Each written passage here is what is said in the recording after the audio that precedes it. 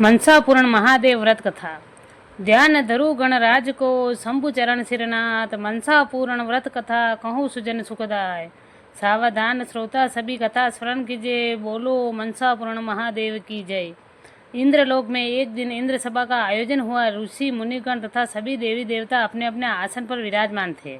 एक विशाल रत्न जड़ित सिंहासन पर देवताओं के राजा इंद्र विराजमान थे। सामने गंधर्व मधुर स्वर के संगीत छेड़े थे, जो बाजों की झनकार बहुत मधुर गायक किन्नर का प्यारा था। ऐसे अवसर पर स्वर्ग सुंदरी रंभा का नाच वातावरण को मनमोहक बना रहा था। ऊंचे स्वर में आलाप हाव भाव सुंदर कटाक्ष करता लटके झटके इंद्रदेव के मन भा रहा था। उसकी सौंदर्य छटा निरख इंद्रदेव के मन में अभिमान आ गया और कहा कि ऐसी सुंदर नारी जो कि पूरे संसार में कहीं नहीं है। 14 भुवन 9 खंड तथा तीनों लोकों में रंभा समान सुंदर नारी ने जन्म नहीं लिया है। जो ही इंद्रदेव को गमन हुआ, वहां पर नारद जी प्रकट हुए तथा कहा कि हे इंद्र, आज आपने इतना घमंड क्यों किया है। नारदोवाच, हे इंद्रदेव, परम पिता ब्रह्मा की रचना शक्ति को इतनी छोटी मत समझो। ब्रह्मांड बहुत लंबा चौड़ा है। सामने बिना विचारे अनजाने में गलत खोटी बात कर दी है। इंद्र ने कहा कि नारद जी, ऐसी सुंदर नारी कहाँ है, उसका नाम क्या है और किसकी औरत है, इसका सारा पता मुझे यहाँ बताओ। नारद जी ने कहा, हे इंद्र, मृत्युलोक में गौतम ऋषि की पत्नी अहिल्या है, जिसकी सुंदरता की तुलना में रंभा तो कुछ भी नहीं है। अब इंद्र ने विचार किया कि उस नारी को मैं किस प्रकार मन में प्राप्त करूं, क्या उपाय करूं तथा साथ में किसे ले जाऊं। फिर इंद्र ने चंद्रदेव का ख्याल आया। इंद्र ने चंद्र को एकांत स्थान में जाकर पूरी योजना बना ली। तब इंद्र व चंद्र आधी रात के समय गौतम ऋषि के घर पहुंचे। वहां पर इंद्र ने कहा कि चंद्र, गौतम ऋषि की आदत है कि कुक्कुट बोले तब स्नान करे। अब तुम कुक्कुट रूप धारण कर भाषण करो। चंद्रमा कुक्कुट का रूप धारण कर कपटी आवाज में बोला। हमेशा की भांति ऋषि गौतम स्नान करने गंगा पर चले गए। इंद्र ने गौतम का रूप बना लिया तथा चंद्रमा मानव रूप बना कर के दरवाजे के पास रखवाले के रूप में खड़े हो गए। गौतम रूपी छली इंद्र कुटी की अहिल्या के पास जाकर बोला, हे प्यारी, निंद्रा छोड़ो, मैं कामदेव का मारा हूँ, मेरी इच्छा पूरी कर दो, मैं तुम्हारा ही पति हूँ। बोली अहिल्या इंद्र के छल को न समझ सकी। बोली, कुक्कुट बोल गया है, अब आपके स्नान करने का समय हो गया है।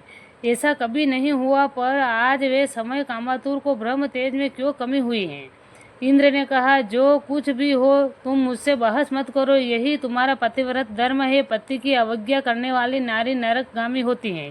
बेचारी चुप हो गई। इंद्र ने अपना मुंह काला किया, घोर पाप किया। बाद में गौतम का रूप छोड़ वापस इंद्र अपने वास्तविक रूप में आवे। अहिल्या ने कहा, रे नीच, को बोल, तू कौन है और तेरा क्या नाम है। तब इंद्र ने हाथ जोड़कर कहा कि मैं इंद्र, मुझसे तो अपराध हो गया, माफ करना, जो होना सा तो हो गया, अब अनहोनी नहीं हो सकती है। उधर उसी समय ऋषि गौतम स्नान करने के लिए गंगा उतरे। उसी समय गंगा बोली, रे नीच, कौन है जो तुझे आधी रात्रि को जगाता है।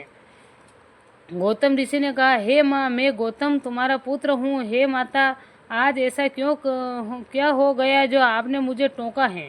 गंगा ने कहा, हे पुत्र, तेरे विरुद्ध षड्यंत्र रचा गया है। पुत्र, तेरे घर में चोर घुस गए हैं। दुश्मन ने तेरे साथ विश्वासघात किया है। देर मत कर, जल्दी घर पर पहुंच। इतना सुनकर गौतम घबराए हुए घर पर पहुंचे।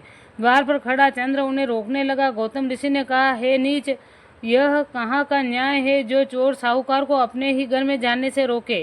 रे दुष्ट, तू कौन है। चंद्रमा ने भयभीत हो कहा, नाथ, मैं चंद्रमा हूँ।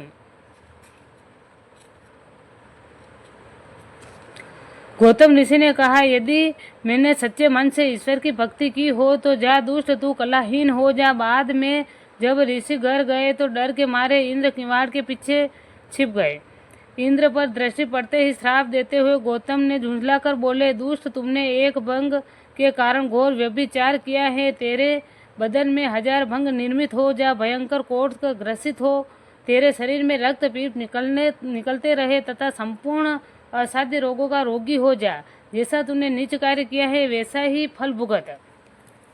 गौतम ने अहिल्या से कहा, री पापिन, पतिव्रता बनकर छिप छिप कर पाप कर्म करती है, जा पत्थर की मूर्ति बन जा, तेरे पाप का यही फल है। तब गौतम घर से बाहर निकले। पोरी में पुत्री अंजनी सो रही थी। गौतम ने अंजनी से कहा, जा, तेरे भी कुमारी के पुत्र हो, तू जानबूझकर भी अनजान बनकर सोती रही। अंजनी ने कहा, हे पिता, मैं गहरी निंद्रा में सोई हुई थी, मुझे क्या मालूम कि ऐसी घटना घटित होगी। हे पिता, मेरे श्राप का निवारण कीजिए।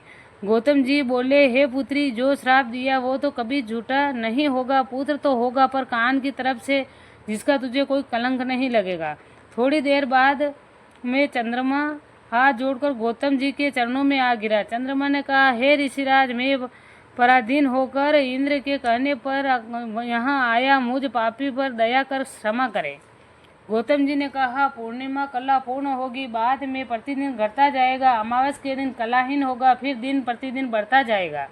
हाथ जोड़कर अहिल्या गौतम जी के चरणों में गिरी और रोते कलपते कहा, हे प्राणेश्वर, मेरा दोष नहीं है, अब मेरा श्राप कब मिटेगा, कृपा कर बताइए। इस पर ऋषि जी ने कहा, त्रेता युग में भगवान श्री राम के चरण तुम स्पर्श करने कर ही तुम्हारा श्राप मिट जाएगा।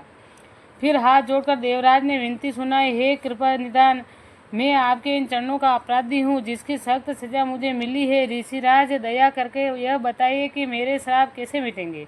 ऋषि जी ने कहा कि जब त्रेता युग में श्री राम जी का अवतार होगा, उस समय दर्शन करने के लिए तुम्हारे 1000 गांव नेत्र का कार्य करेंगे, अर्थात हजारों आंखों से श्री राम जी के दर्शन करोगे। तब अहिल्या शिला हो गई तथा अंजनी वन में तप करने चली गई।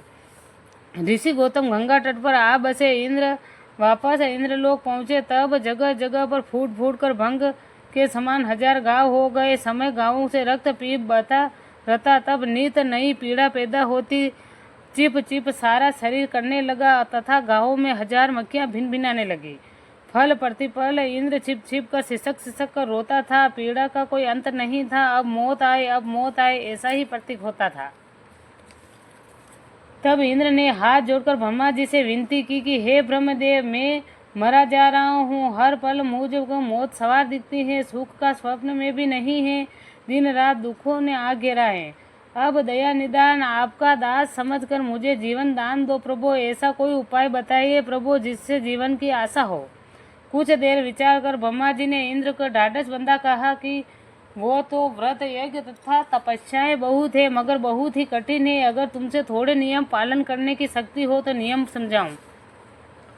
इंद्र ने कहा, क्या विधि है, विधान है, कौन सा व्रत है, मुझे संपूर्ण बताने की कृपा करें और आपकी आज्ञा अनुसार सभी संयम नियमों का पालन करूंगा। ब्रह्मा जी ने कहा, मनसा पूर्ण व्रत भगवान शंकर का है, जिसका चित्त लगाकर विधान सुन लीजिए। सावन महीने की शुक्ल चौथ आवे, तब से यह व्रत प्रारंभ करना चाहिए। कुंवारी कन्या से 3.5 पूनी कपास का धागा कतवावे, उस धागे के 4 तार कर उसे 4 घाटे लगावे और उसे पीली गेरू से रंगे। फिर ओम नमः शिवाय जपते जपते पूजन सामग्री लेकर शिव मंदिर चले जावे। धागे के तथा शंकर जी की 16 विधि विधान से पूजन करे। फिर कथा स्मरण कर ओम नमः शिवाय को जपते जपते घर को आवे। उस दिन एक बार भोजन कर व्रत करे। प्रत्येक सोमवार को व्रत कथा करते करते कार्तिक शुक्ला चौथ के विधि विधान से पूजन कर उजड़ना करे। उस दिन केवल गेहूं का आटा, 4.25 सेर घी तथा 1.25 सेर गुड़, तीनों चीजें अपने गांव के तोल मोल लेकर चूरमा बनावे। राजा भी हो तो इस तोल से अधिक नहीं करे और निर्धन भी हो तो कम नहीं करे। महादेव जी के भोग लगाकर बराबर 4 भाग कर लेवे। प्रथम भाग शिवजी के निमित्त किसी नाथ को दे दे, दूसरा भाग किसी ब्राह्मण को दे दे, तीसरा भाग गऊ को खिला दे और चौथा भाग प्रसाद के तौर पर आप स्वयं ग्रहण करे और शेष बचे वो बिना किसी राजा रंग या छोटे बड़े का भेदभाव किए सबको बराबर बांट देवे। प्रसाद रात्रि रखने का प्रावधान नहीं है। डोरा जो बनाया जाता है उसे उद्यापन करने के बाद जल में पधरा देना चाहिए। सावन भादव आसोद कार्तिक 4 मास नियम पूर्वक कीजिए। हे सूर्यराज, कुछ नियम और भी है जो भी सुन लीजिए। व्रत के दिन वह रात में ब्रह्मचार्य का धारण करे। चित्त को स्थिर रखकर पूरे दिन शिव का सुमिरन करे। अगर पूजन में दीपक नहीं हो तो लुक्का भोजन ही करे। चुपड़ी रोटी नहीं खाए। अगर किसी दिन शिव पूजन करना नहीं बंद पड़े तो नीचे जमीन पर ही सोइएगा। अगर कथा श्रवण करना न मिले तो उस दिन उपवास करिएगा। हो सके तो कथा किसी व्रती से सुननी चाहिए। अगर व्रती नहीं मिले तो किसी भी भूखे से जिसने भी स्नान किया हो उससे कथा सुन लीजिएगा। यहाँ कथा आप कर सकते हो तो किसी भूखे को सुनवा लीजिए, भूखा हुंकारा बढ़ता रहे। अगर कोई भूखा भी नहीं मिले तो शुद्ध जल का लोटा भर लीजिए, उसी को पूरी कथा सुनाकर भोजन कर लीजिए। अगर किसी दिन आप कथा नहीं कर सके तो कोई सुनने सुनाने वाला नहीं मिला हो तो उस दिन भोजन नहीं करना चाहिए, उपवास करना चाहिए। दूसरे दिन शिव का पूजन कर कथा करके भोजन करना चाहिए। इस प्रकार विधि विधान से जो कोई स्त्री पुरुष व्रत करेंगे, व्रत का पूरा पूरा फल प्राप्त करेंगे। नियम खंडित करने वाला कठोर दुख पावेगा। सतयुग में इस व्रत को करने में 1 साल में फल मिल जाता है। त्रेता युग में 2 साल में फल मिलेगा। द्वापर युग में 3 वर्ष में तथा कलयुग में 4 साल करने वाले को संपूर्ण फल मिलता है। 1 वर्ष में 4 महीने ही इस व्रत को माने जाते हैं। यदि इंद्र तुम इस व्रत को करो तो तुम्हारे सारे दुष्ट दूर हो जाएंगे, पर घाव पर निशान नहीं मिटेंगे। तब त्रेता युग में भगवान राम का अवतार होगा। उसके दर्शन के समय तुम्हारे घाव नेत्रों का परिवर्तन होते उसी सभी नेत्रों में आप श्री राम के दर्शन करोगे। नर नारी, छोटे बड़े तथा उत्तम कुल व मध्यम व नीच कुल के सभी शुद्ध मन से मनसा पूर्ण व्रत करेंगे, उससे सभी इच्छित फल को प्राप्ति होगी। इंद्रदेव की विधि विधान पूर्वक व्रत किया, जिससे समस्त दुख समाप्त होकर सुखी हुए। सभी मिलकर बोलो मनसा पूर्ण महादेव की जय। इंद्रदेव ने व्रत किया। कार्तिक शुक्ला चौथ का चूरमा उद्यापन कर दिया। 1 भाग गाय को दिया, 1 भाग बालकों को खाने को दिया, 1 भाग स्वयं प्रसाद के रूप में स्वयं के लिए रखा, 1 भाग शंकर जी के अर्पण किया। 1 लड्डू प्रसाद का जो शिव जी को अर्पण किया था, शिवलोक में कैलाश पहुंचा और अनोखा लड्डू शंकर जी का प्यारा प्रसाद देकर खाने को कार्तिक तथा गणेश में झगड़ा हो गया। कार्तिक स्वामी बोले, माता ये लड्डू मुझको दीजिए। गणेश बोले, बस माताजी अब मुझे गोद मत लीजिएगा, आप अब मुझे लड्डू दो, उसके बाद गोद में बैठूंगा। गिरजा बोली, दोनों भाई मेरा कहना मानो, परस्पर प्रसाद के लिए झगड़ा करना अच्छी बात नहीं है। अगर कार्तिक को लड्डू देती हूँ तो गणेश को दे नहीं भी दे, अगर गणपति को लड्डू देती हूँ तो कार्तिक को दे नहीं भी दे, तो पृथ्वी की परिक्रमा करके आएगा उसको वो लड्डू का अधिकारी होगा। मोर पर चढ़कर कार्तिक स्वामी पृथ्वी की परिक्रमा के लिए निकल पड़े। तब गिरजा जी ने हाथ जोड़कर गणेश जी से विनती की, माता मेरा मोटा शरीर है तथा वाहन मुझसे छोटा है, मुझसे यह कार्य नहीं होगा। दादा तो मेरा खोटा है, अभी परिक्रमा का आएगा, प्रसाद पा लेगा और मैं बैठा बैठा देखूंगा। इस पर गणेश जी को एक युक्ति सूझी। उन्होंने कैलाश की परिक्रमा कर शीघ्र ही लड्डू मांग लिया। गणेश को शिव पार्वती को पूछा, लाला तुमने कैलाश की परिक्रमा ही क्यों की है? गणपति जी बोले, एक बार जो भी कैलाश की परिक्रमा करे यह पृथ्वी की तथा करोड़ों ब्रह्मांड की परिक्रमा के समान होगा। शिव पार्वती प्रसन्न हो गए और गणेश जी को लड्डू खाने को दे दिया। कार्तिक स्वामी परिक्रमा कर आए और उस समय गणेश का लड्डू खाते पाए। कार्तिक बोले, माता जी क्यों भेद ये माता अपने आप किया है? पार्वती ने कहा, कैलाश की परिक्रमा करके की युक्ति से गणेश जी ने लड्डू पाया है। गणेश जी लड्डू खाया है, वो तो ही तुम्हारा छोटा भाई ही है। कार्तिक स्वामी ने कहा, माता ऐसा था तो मुझे भी सरल उपाय क्यों नहीं बताया? आखिर लड्डू तो गणेश को ही देना तेरे मन में था। माता पिता जहाँ कहीं पुत्रों में भेद करे, समानता नहीं रखे, वहाँ इतना बुरा है कि अब मैं यहाँ नहीं रहूँगा। बेटा कार्तिक मत जाओ। गिरजा मैया ने काफी समझाया, देखो नन्ना सा गणेश तेरा भी छोटा भैया है, वो खावे या तुम खाओ, इनमें किसी प्रकार का अनर्थ नहीं है। कार्तिक स्वामी ने कहा, माता पिता जिस जगह पर अपमान हो जाए वहाँ पर रहने से क्या रखा है। कार्तिक नाराज होकर तपोवन की ओर चले गए। रास्ते में एक विप्र का लड़का मिला। उसने हाथ जोड़कर पूछा, कार्तिक महाराज आप किधर जा रहे हैं? कार्तिक स्वामी ने कहा, हे बालक, हम तपोवन में की ओर ईश्वर का ध्यान लगाने जा रहे हैं।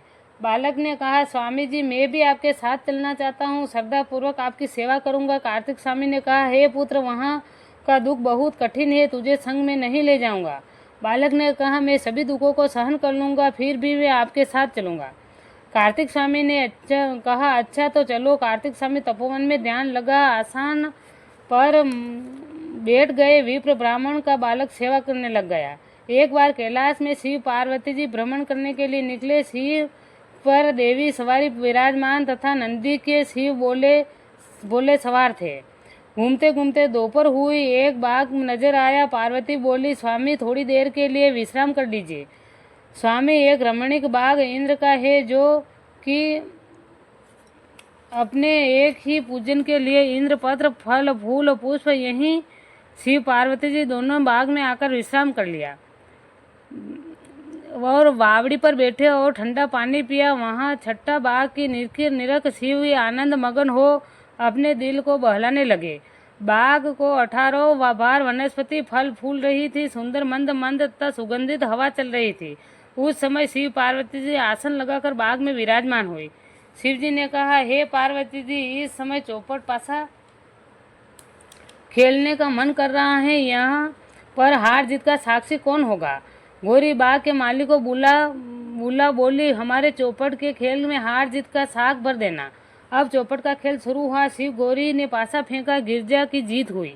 इस पर गौरी बोली, बाग माली, तुम बिना किसी प्रकार की चिंता करके हुए सच कहना, पासे में मेरी जीत हुई, अतः शिव बोले जीते हैं। यह सोचकर माली मन में चिंता करने लगा कि अब मैं जीवन के दिन पूरे हो गए हैं। बाबी को सिंह की सवारी है तथा बाबे की बात भी निराली है। सिंह पर जटा कान बिंद लटके, कंठ में नागिन काली है, नागों के मुझबंद बने हुए हैं, तन पर भस्म रमाए हैं, ओगड़ समान दिखता है। विचित्र बात यह है कि यह 3 नेत्र क्यों रखता है? हे भगवान, आज भयंकर मौत घर बैठे आई है, यही दिखाई देता है। यदि जोगिन को जीती कहूँ तो जोगी श्राप देवे और बिच्छुन से डकवावे और सांपों से डसवावे। मरना तो दोनों तरफ ही लिखा है, सिंह से मरूं या सांपों से, पर इसमें जोगी का ज्यादा डर है, श्राप देकर सजा दे सकता है। जो मैं सिंह या सांपों से यदि मरूं तो जल्दी ही मर सकता हूँ, पर जोगी यदि श्राप दे देगा तो बुरा श्राप, जीवन भर दुखी होना पड़ेगा। काफी विचार करके माली बोला, जोगी जी जीते हैं। जोगिन जी ने, आप हारी हैं। गिरजा बोली, सच कह, झूठ का साथ मत दे। इस पर माली बोला, हाँ सही बात है, जोगी जी जीते हैं। इस प्रकार 3 बार गिरजा जीती। तीनों ही बार माली ने गिरजा को हारा हुआ बताया। तब गिरजा क्रोध में थर थर कांपने लगी और श्राप देते हुए बोली, अरे दुष्ट, तूने घोर पाप किया है। हर बार जीत मेरी होते हुए भी तूने मेरी हार बताई है। यह दुष्ट बहुत दुखी होगा। तेरे संपूर्ण शरीर में कोढ़ रोग हो जाएगा, तेरा संपूर्ण परिवार नष्ट भ्रष्ट हो जाएगा, तेरा संपूर्ण नाश हो, तेरा हरा भरा बाग उसी समय सूख जावे। तूने पानी पिलाने वाला इस दुनिया में नहीं दिखेगा। अब गिरजा के श्राप से माली पर तकलीफों का पहाड़ टूट पड़ा। संपूर्ण हरा भरा बाग नष्ट हो गया। उजड़े वन के समान बाग की स्थिति हो गई। बागवान इतना अधिक कोढ़ हुआ कि बदन में जगह जगह पर रक्त और पीप चुने लगा। उसके लड़के की औरत व्याकुल हो घर छोड़कर चले गए। वह मारे मारे फिरे तथा जाने कहीं लापता हो गए। माली बगीचे में पड़ा चिल्लाता रहता था। वहां पर सुनने वाला कोई भी नहीं था, कोई पानी पिलाने वाला भी नहीं था। मरने की स्थिति आ गई थी। एक रोज इंद्रदेव ने एक अप्सरा को पूजन के लिए पुष्प लेने के लिए बाग में भेजा। अप्सरा ने आश्चर्यचकित हो उजड़े बाग को देखा। एक तरफ माली पड़ा करा रहा था। उसी के पास जाकर अप्सरा ने पूछा कि बाग का नाश क्यों हुआ है। माली ने कहा, एक जोगी तथा जोगन जी आया यहाँ पर पासे खेले। मैंने झूठी गवाही देने से जोगिन जी ने मुझे शापित किया है। अब कहाँ मिट सकता है। सारी बात सुनकर अप्सरा ने माली को कहा, मनसा व्रत को कठिन से कठिन विपत्ति को टल सकती है। अप्सरा जी साड़ी पहाड़ कर बेर बनाकर माली को दे दी और उसका शरीर व्रत करने से असक्त होने के उसको मानस पूजन विधि समझाई। इस व्रत के प्रभाव से माली के सभी कष्ट मिटे तथा बाग वापस पहले के समान हरा भरा हो गया। उससे बिछुड़े लड़के भी वापस घर लौट आए और पहले के समान इंद्र के बाग को सींचता हुआ परिवार के साथ सुख पूर्वक रहने लगे। बोलो मनसा पूर्ण महादेव की जय। शिव गिरजा कुछ समय पश्चात एक बार और घूमते घूमते निकले। फिरते फिरते वापस जहाँ पर इंद्र का बाग था वहीं पहुँचे। वापस हरा भरा बाग देखा। गिरजा आश्चर्यचकित हो बोली, मेरे द्वारा श्राप देने के बाद भी बाग हरा भरा है। जैसे बीच बाग लगे मेरा श्राप कहाँ गया है। तब माली ने गिरजा से पूछा कि मुझे मेरा श्राप नहीं मिला क्या? तुझे मेरा श्राप नहीं लगा क्या? पहले वाले जोगी और जोगिन देखकर माली भागने लगा था। भागता हुआ बोला, अब मैं आपके पास नहीं आऊँगा। तेरा कोई विश्वास नहीं है। अगर तेरे पास आए तो फिर से दुख उठाऊंगा। आश्वासन देते गिरजा बोली कि तुझे तो केवल यह बता दे कि तेरा दुख कैसे मिटा। माली ने कहा, मनसापूर्ण महादेव व्रत की कृपा से मेरे समस्त दुखों का नाश हुआ है। पर इस पर गिरजा ने शंकर से कहा कि स्वामी, मनसापूर्ण शंभू जी कोई देव है क्या? शिव बोले, मनसापूर्ण महादेव में मुझसे ज़्यादा शक्ति है। ब्रह्मा, विष्णु तथा स्वर्ग में हमेशा उसकी भक्ति करते हैं। गिरजा बोली, मनसापूर्ण शिव का व्रत करने मुझे भी दीजिए, जिसके प्रभाव से मेरा प्रिय पुत्र कार्तिक मुझसे मिल जाए। शिव ने व्रत माली से लेने को कहा। गिरजा ने माली से कहा, यह व्रत मुझे भी दो। माली ने कहा कि आप क्यों ठिठोली करती हो? गिरजा ने कहा, नहीं, मैं सत्य सत्य कहती हूँ, मुझे भी मेरे पुत्र से मिलना है।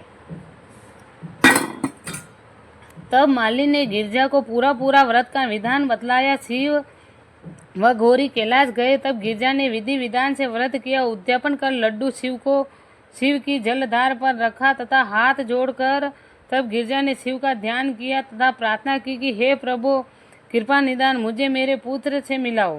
गौरी जिस समय ध्यान में बैठी थी उसी समय शिव के तपोवन में शिवगण भेजे। कार्तिक जी भी उस समय ध्यान में बैठे थे। शिवगणों ने ध्यान मग्न उन्हें उठाकर कैलाश पर ले आए। तब कार्तिक का ध्यान टूटा। सचेत हो सोचा, मुझे यहाँ कौन उठा लाया है? लाने वाले किधर गए हैं? अपना कैलाश देख कार्तिक आश्चर्य से एकदम खड़े हो गए और माता के दर्शनों की लालसा से मंदिर में जो ही कदम रखा उसी समय गौरी का ध्यान टूटा। वह सामने कार्तिक को देख मुस्कुराई। तब कार्तिक जी ने फिर से दुखी ही बोले, हे माता सुन, जब मैं गया था उस समय भी लड्डू था और आज भी मैं आया वैसा ही लड्डू दिखलाई देता है। क्या हर समय लड्डू करके खाना ही माता तुम्हारा काम है? मैं गया जिसका कोई सोच नहीं है, मैं आया उसका तुम्हें कोई हर्ष नहीं है। मेरे बिन बुलाए आया देख कर माता तुम हंसी।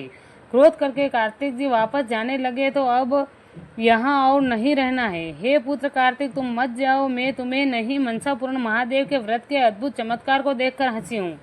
हे पुत्र, तेरे से मिलने के लिए मैंने यह कठिन व्रत किया है। व्रत के अद्भुत चमत्कार ही कार्तिक आश्चर्यचकित हो गए। बोलिए मनसापूर्ण महादेव की जय।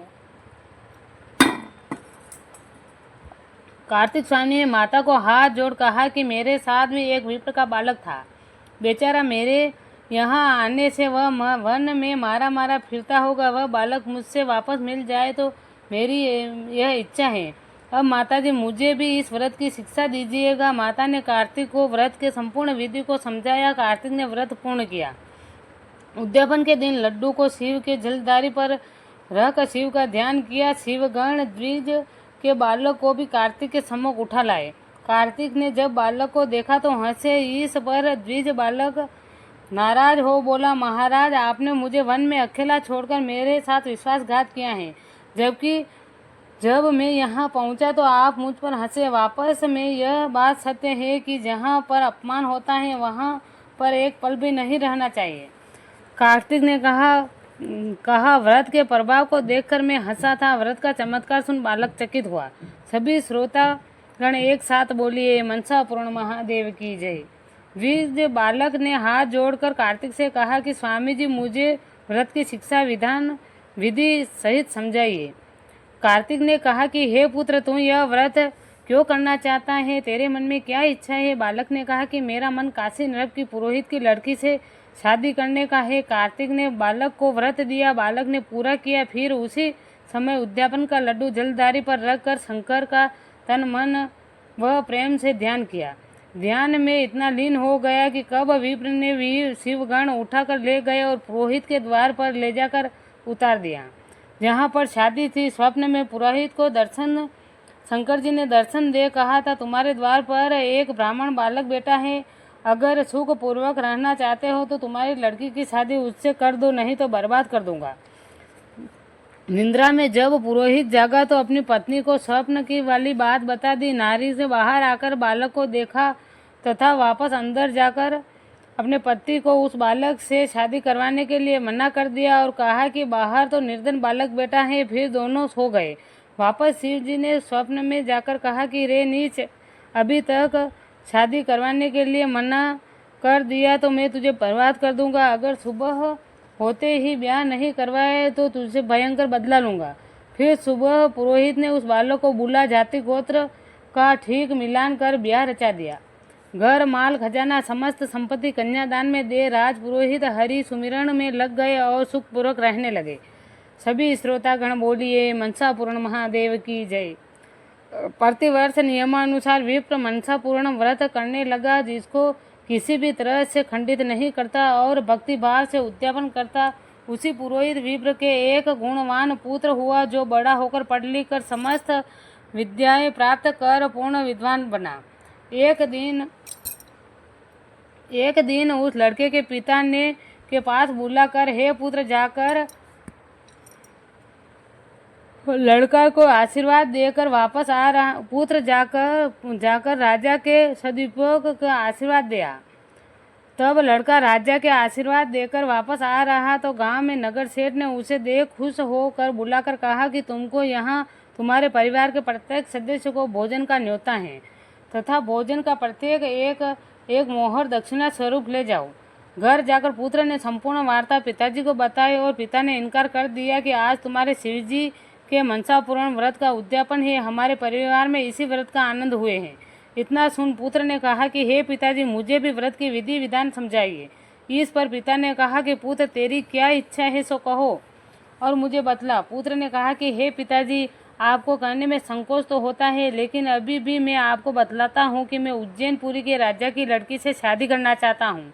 स्वप्न में उसकी सौंदर्य छटा देख कोई प्यारी मेरी आंखों में बस गई है। इतना सुन पिता ने पुत्र को व्रत का विधान अनुसार पुत्र को व्रत उद्यापन पूर्ण किया, विधि विधान बताया और विधि विधान से व्रत पूर्ण किया। उसी दिन उसके पिता ने आकर कहा कि हे पुत्र, सुनने में आया है कि उज्जैन के राजा की राजकुमारी का ब्याह रचा है। इतना सुन पुत्र तन पर भस्म रमा मृग छाल लपेट हाथ में दंड कमंडल ले जिस दिन लड़की की शादी थी उसी दिन वहां पहुंचा। वह सभा के बीच में जा बैठा जहां पर राजा महाराज और विद्वान बैठे थे। इस प्रकार के एक विप्र के पुत्र को देख कटु वचनों से अपमानित कर कहा, इधर उधर देखो और इस भस्म रमाते हुए राजा की पुत्री को ब्याहने आया है। तब विप्र बालक बोला कि तेरा कहना सत्य हो। एक हाथी स्नान श्रृंगार करा वह वरमाला सुन में लड़का गर्जा हाथी से कहा, तुमको हम गणेश जी मानते हैं, मेरे कोई पुत्र तो है नहीं, राजकन्या के भरोसे हैं। जो भी राज योग्य राजा व कन्या के लायक वर हुए उसको मैं यह माला पहना देना। इतना सुन हाथी राजसभा में वर तलाशने लगा। फिरते फिरते उस द्विज पुत्र के गले में वरमाला पहना दी।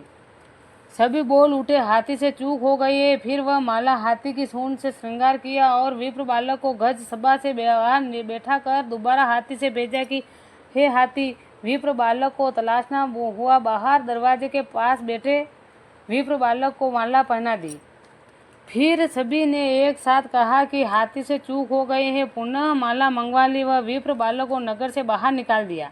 तीसरी बार हाथी को वरमाला दे भेजा तो हाथी ने वही किया जो पहले 2 बार किया था।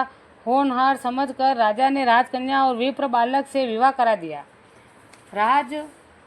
राजदान में राजपाट दे राजा रानी ने वन में प्रभु सुमिरन के लिए चले गए। सभी एक साथ बोलिए मनसा पूर्ण महादेव की जय। विप्र बालक आनंद पूर्वक राजा सुख का भोग करने लगा तथा शिव के व्रत की लगातार करता रहा। यही करके जीवन के मुख्य उद्देश्य बन गया। एक दिन तब राजा ने व्रत उद्यापन का दिन आया। राजा ने रानी को 4.25 सेर गेहूं का आटा, 1.25 सेर गुड़, 1.25 सेर घी का चूरमा बनाकर लाने के लिए कहकर शिवजी के मंदिर में पूजन के लिए चला गया। पर रानी ने सोचा कि ये ब्राह्मण ये इतना भी नहीं जानते हैं कि गुड़ की मिठाई भी केवल 4.25 सेर मंगवा रहे हैं।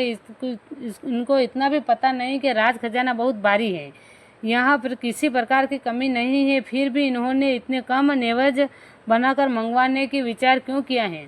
फिर राजा के साथ में भी काफ़ी लोग हैं, इतने थोड़े मोदक से क्या होगा। ऐसा विचार कर रानी ने गाड़ी भर कर चूरमा बनाकर पहुँचाया। गाड़ी भर पकवान देख राजा समझ गया कि रानी ने अभिमान किया है। एक लड्डू के अंदर साबुत गेहूं निकाला जिसमें बराबर 4 भाग किए। एक भाग शिवजी को भोग लगाया और एक भाग राजा ने खाकर पानी पिया। व्रत समाप्त कर राजा जब अपने महलों में आया तो रात्रि में जब सो रहा था तो शिव के स्वप्न में दर्शन दे कहा कि राजा, सुबह होते ही रानी को देश निकाला दे दो, नहीं तो भयंकर दुख भोगेंगे। सुबह होते ही राजा ने रानी से कहा कि रात रात शिव के दर्शन करना है तो मेरे साथ मंदिर में चलो। रानी खुश होकर राजा के साथ शिव मंदिर चली। रानी मंदिर में दर्शन करने गई तो इधर राजा अपने महल में चला गया। दर्शन कर जब रानी मंदिर से बाहर आई तो राजा को नहीं देखा। रानी चिंतित हुई, उधर मंदिर देखा तो भी गुम हो गया था। तब रानी को ध्यान आया कि वह शिव की माया समझ गई। मैंने कल अभिमान किया था, उसी का फल मुझे मिला है। जंगल में आगे चली तो ग्वालों में उस पर नजर पड़ी। ग्वाले तभी पत्थर के वन में जो के जो खड़े हो गए। आगे चली गई, एक गांव आया जहां पर एक कुमार ने पानी मांगा, वो भी पत्थर का बन गया। रानी आगे चली तो एक डोगरी बुढ़िया चरखा चला रही थी। रानी ने उससे पानी मांगा, बुढ़िया चरखा सहित पत्थर की हो गई, धागा काटना रह गया। तत्पश्चात तालाब में, बाग में, कुएं पर गई। उसी समय वह सब सूख गए। वन में 4 चोर मिले तो उसने सख्त पत्थर के हो गए। फिर आगे चली तो एक नदी निर्मल जल से बह रही थी, मिली तो वह रानी के पास जाते ही सूख गई। नदी में कमल तथा जीव जंतु सभी मर गए। जल के बिना रानी दुखी हो गई तथा मरने का विचार करने लगी। तब वन में एक सिंह मिला तो सोच रानी उसके पास गई कि यह झपट कर मुझे खा जाएगा, पर रानी की दृष्टि पड़ते ही वह पत्थर का बन खड़ा रह गया। आगे गई तो एक सर्प जो सूर्य को अर्घ दे रहा था। रानी उसके पास गई कि मुझे काट लेगा, तो वो भी पत्थर का बन गया। रानी आगे गई तो रानी के सप्त ऋषि मिले। रानी ने जब पानी मांगा तो ऋषि ने पानी के लिए अपना पानी से भरा कमंडल दे दिया। तब रानी ने पानी की जगह कमंडल में कीड़े भरे दिखाई दिए। रानी ने ऋषियों से कहा कि आप मेरी क्यों हंसी ठिठोली कर रहे हो। ऋषियों ने ध्यान लगाकर जाना कि तू अपराधीन है, तुझसे भयंकर अपराध किया है, जिसका फल तुझे मिल रहा है। मणिकुंठ पर्वत पर दुर्वासा ऋषि रहते हैं, वहीं पर चली जा, जो कि तुम्हें पानी पिलाएंगे। रानी दुर्वासा के पास जाकर बोली, हे ऋषिराज, मुझे जल पिलाओ। ऋषिवर ने रानी को जल पीने के लिए दिया, भरा कमंडल दिया तो रानी ने गर्दन हिलाकर कहा, ऋषिवर, कमंडल तो खाली है तथा मैं प्यास की सताई हुई हूँ। मैं संपूर्ण मृत्युलोक में घूम आई हूँ, पर किसी ने मुझे पानी नहीं पिलाए। तब ऋषिवर ने क्रोध कर इंद्र का आह्वान कर कहा कि हे इंद्र, पानी क्यों नहीं बरसा रहे हो, जगत में क्यों सूखी कर रहे हो। इंद्र ने कहा, महाराज, मेरा कोई दोष नहीं है, यह नारी पापिन है, इसने शंकर भगवान का कठोर अपराध किया है, इसको जल पिलाना मेरे वश की बात नहीं है। हाँ भगवान, अगर शंकर कृपा करे तो इस नारी को जल पिला सकते हैं। तब दुर्वासा और इंद्र दोनों ने रानी के साथ ले जाकर कैलाश पर गए, जहाँ पर अखिलेश्वर नाथ भगवान शंकर विराजमान थे। दुर्वासा तथा इंद्र दोनों ने हाथ जोड़कर भगवान शिव से बोले कि बार बार शिव नवाकर इस तरह से स्तुति करो। जय जय भूतेश्वर, जय विभतेश्वर, जय रुंडेश्वर, जय योगेश्वर, जय प्रेतेश्वर, जय शमशानेश्वर, जय संगीतश्वर, जय साधेश्वर, जय नंगेश्वर, जय नृत्येश्वर, जय चंडीश्वर, जय चंदेश्वर, जय अमलेश्वर, जय अखिलेश्वर, जय नागेश्वर, जय नंदीश्वर, जय गंगेश्वर, जय गिरजेश्वर, जय शूलेश्वर, जय दंडेश्वर, जय चक्रेश्वर, जय चरमेश्वर, जय त्रिगुणेश्वर, जय त्रिनयनेश्वर, जय त्रियापेश्वर, जय त्रिपुरेश्वर, जय कैलाशेश्वर, जय कामेश्वर, जय देवेंद्र, जय दैत्येश्वर, जय मंत्रेश्वर, जय मंत्रेश्वेश्वर, जय वादेश्वर, जय वादीश्वर, जय विद्याएश्वर, जय वेदेश्वर, जय आत्मेश्वर, जय अध्यात्मेश्वर, जय निधीश्वर, जय निंदेश्वेश्वर, जय सिद्धेश्वर, जय सिद्धेश्वर, जय योगेश्वर, जय योगीश्वर, जय ज्ञानेश्वर, जय ज्ञानेश्वर, जय दिनेश्वर, जय दारिदेश्वर, जय जय धनेश धनवानेश्वर, जय भक्तेश्वर, जय भगवानेश्वर, जय जीवेश्वर, जय शिवेश्वर, जय भुवनेश्वर, जय ब्रह्मांडेश्वर, जय एकेश्वर, जय अनेकेश्वर, जय हरियेश्वर, जय अलकेश्वर, जय आशुतोषेश्वर, जय दूसराध्यायेश्वर, जय सस्प्रेष्टर, जय त्रिष्टेश्वर, जय एकेश्वर, जय नेत्येश्वर, जय उपमेश्वर, जय उपमेश्वर, जय अहेमेश्वर, जय सर्वेश्वर, जय सर्वेश्वेश्वर, जय ईश्वर, पाहि पाहि प्रणतारित हरण शरण सुखदान, निज पद पंकज प्रेम वर दीजिए दया निदान। 74 नामी स्रोत यह, मुनि शिव हुए प्रसन्न, शिव सम्मुख जो यह पढ़े, कृपा करे अविचिंद। तब शिव ने ऋषि तथा इंद्र को आसन दिया और पूछा, हे ऋषिराज, किस कारण आना हुआ है। दुर्वासा ऋषि ने कहा, प्यासी नारी को प्यास बुझाना है। शिव ने कहा कि यह नारी महा अपराधीन है, इसको साथ में क्यों लाए हो। दुर्वासा ने कहा, हे प्रभु आशुतोष ओढ़रदानी, अब इसके समस्त कसूर माफ करो। तब प्रसन्न हो शिव बोले, मनसा पूर्ण व्रत रानी का दुख निवारेंगे। जहाँ मनसा पूर्ण व्रत को करो, यह कहकर वह संपूर्ण विधि विधान बताया। आगे कभी अभिमान नहीं करना। शिव ने भी मुख से फरमाया। रानी बोले कि हे जगदीश्वर, मार्ग में आते समय मुझसे बड़े बड़े अपराध हुए हैं, वो कैसे मिटेंगे? जो पत्थर बनकर खड़े हैं। शिव ने रानी को थोड़े चावल दे कहा कि उन पर चावल डालकर बोलना कि तू अपना कार्य कर। जैसे ही थे वैसे बन। हाथ जोड़कर रानी वापस चली। तब दुर्वासा व इंद्र अपने अपने स्थानों पर पहुँचे। अब सभी श्रोतागण हाथ में चावल लो तथा जहाँ जहाँ रानी चावल डाले वहाँ उस प्रसंग पर तुम भी चावल डालो तथा साथ में जय जय महादेव की हुंकारी भरते बोलो। रानी वहाँ पर चली। कमंडल से बोली, कमंडल निर्मल ओम नमः शिवाय कर कमंडल पर जल का छींटा दिया तो कमंडल जल से पवित्र हो गया और जल से भर गया। यह कहकर चावल डाला, कमंडल निर्मल जल से भर गया। पर ऋषि आश्रम में कमंडल ले जाकर अपने सच्चे मन से शिव दर्शन पाए और कीड़े मिटकर कमंडल निर्मल जल से भर गया।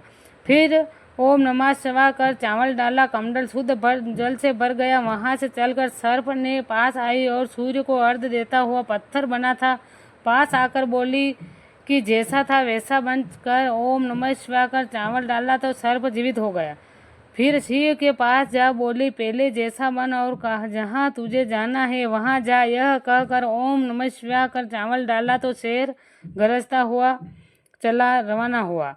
आगे गई तो एक नदी सूखी हुई थी। बोली, पहले के समान निर्मल जल से भरने लगो। इतना कहकर ओम नमः शिवाय कर चावल डाला तो नदी जल पुनः बहने लगी। सभी जीव जीवित हो गए। कमल खिल गए। आगे गई जहाँ पर 4 चोर खड़े थे। रानी ने कहा, पुण्यवत अपना काम करो तथा यह कहकर ओम नमः शिवाय का चावल डाला तो चोर जीवित हो गए। रानी आगे गई जहाँ पर सूखा बाग था। एक चावल ओम नमः शिवाय कर डाला, पहले के समान हरा भरा हो तथा समस्त फूल से वनस्पति हरी भरी हो। फिर रानी आगे गई बावड़ी और तालाब में जहाँ जहाँ ओम नमः शिवाय कर चावल डाला तो पहले के समान निर्मल जल से भर गया। फिर आगे गई जहाँ पर डोगरी चरखा चला रही थी तो चावल डाला तो मैया सुखपूर्वक चरखा चलाने लगी। डोगरी चरखा चलाने लगी। आगे जाकर कुम्हार पर ओम नमः शिवाय कर चावल डाला तो सजीव हो पहले से के समान काम करने लगा। वह पुनः जीवित हो गया। कहकर आगे जाकर ग्वालों पर ओम नमः शिवाय कर चावल डाला तो फिर से गायें चराने लग गए। ग्वाले सजीव हो गायें चराने लग गए। फिर रानी ने शिव मंदिर जा शिवजी के दर्शन किए। रात्रि में राजा को शिव में स्वप्न कहा कि हे राजा, मंदिर में रानी आई है, रानी निष्पास हो गई है, उसे लाओ तथा बधाइयाँ तथा मिठाइयाँ बांटो। राजा ने यह प्रण किया कि रानी मुझको मिल जाए तो मैं समस्त नगरी को भोजन दूंगा। रानी की बधाई कर गाजा बाजा से लाए और पूरा नगर जिमाए। जो ही रानी ने भोजन का थाल राजा को परोसा, उसी समय शिव ने ब्राह्मण का वेश बना भिक्षा में मास सावन की शुक्ला चौथ को आज है यह कह सुनाया। झट से रानी बोली राजा से कि मुझे आज मनसा व्रत है, मैं व्रत का विधान करना भूल गई हूँ, अतः मैं विधान से उनके बाद ही प्रसाद पाना है। राजा ने आदेश दिया कि कोई भूखा हो तो उसे हुंकारा देने के लिए बुलवाए। घर घर जाकर पता लगवाए तो केवल एक बुढ़िया भूखी प्यासी मिली।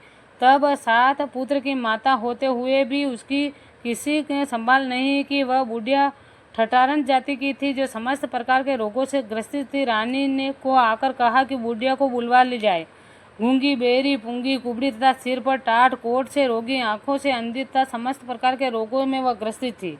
रानी हाथ जोड़कर चावल की कथा कहने लगी। जब चावल छोड़ने का समय हुआ तो रानी ने एक एक वचन में रोगिन के सिर के चावल मारती रही। श्रोतागण भी चावल लो, इसी तरह छोड़ते रहो। रानी बोली, इस व्रत के प्रभाव से इंद्र के सभी दुखों का निवारण हुआ हो तो यदि यह सत्य हो तो इस रोगिन के बहरापन दूर होगा। यह सुनते ही कहकर उसके सिर पर ओम नमः शिवाय कर चावल डाला। जो ही वह सुनने लगी, अगर बागवान का कष्ट मिटा हो तो इसका अंधापन मिट जाए। यह कहकर ओम नमः शिवाय कर चावल डाला तो उसके सिर पर उसके दोनों नैन खुल गए और रानी खुश हो गई। अगर गिरजा ने कार्तिक स्वामी को मिले हैं तो बुढ़िया का गूंगापन मिट जाए, यह कहकर ओम नमः शिवाय कर चावल डाला तो बुढ़िया मीठी वाणी से बोलने लगी। यदि कार्तिक जी को बालक विप्र मिले हो तो इसका लूलापन मिट जाए, यह कहकर ओम नमः शिवाय कर चावल डाला तो बुढ़िया चलने फिरने लगी के योग्य हो गई। यदि द्विज पुत्र की पुरोहित की पुत्री का ब्याह हुआ हो तो इसके सिर पर टाट मिट जाए, यह कहकर ओम नमः शिवाय कर चावल डाला तो सिर पर बाल उग गए।